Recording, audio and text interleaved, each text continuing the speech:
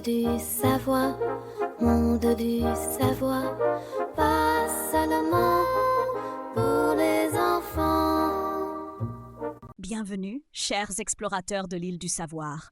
Aujourd'hui, je vais vous montrer que le pôle magnétique de la Terre ne reste pas immobile au même endroit. Il se déplace lentement. Ensemble, nous découvrirons pourquoi la boussole ne cherche pas le nord habituel des cartes et ce qui fait bouger ce point invisible.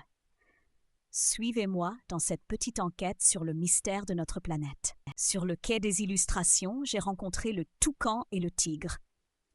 Le toucan a dit que le pôle magnétique bouge sûrement parce que tous les bateaux et toutes les boussoles du monde le tirent toute la journée avec leurs aiguilles jusqu'à ce qu'ils doivent céder et changer de place.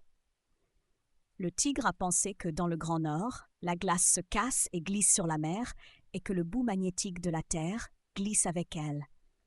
Leurs idées m'ont fait sourire, alors je leur ai expliqué que le pôle magnétique n'est ni tiré par les boussoles ni porté par la glace.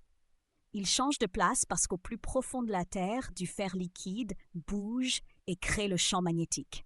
Près de la source des histoires, j'ai rencontré la tortue et le tatou.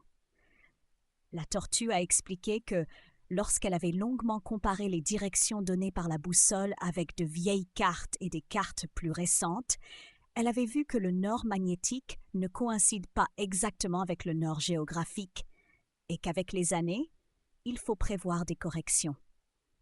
Le tatou a ajouté que, pendant qu'il rangeait ses notes sur la Terre, il avait vu que les scientifiques actualisent régulièrement les modèles du champ magnétique, justement parce que le pôle nord magnétique se déplace réellement à travers l'Arctique vers la Sibérie.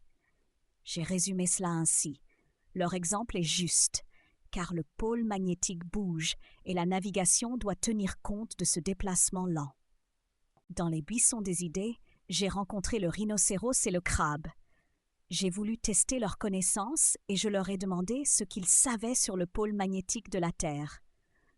Le rhinocéros a répondu que le pôle magnétique n'est pas la même chose que le pôle géographique, car il est défini par le champ magnétique de la Terre, créé par les mouvements du métal liquide à l'intérieur de la planète et non par l'axe de rotation de la Terre. Le crabe a ajouté que ce pôle se déplace vraiment. Les scientifiques le suivent donc en permanence et sa partie nord dérive depuis des années à travers l'Arctique.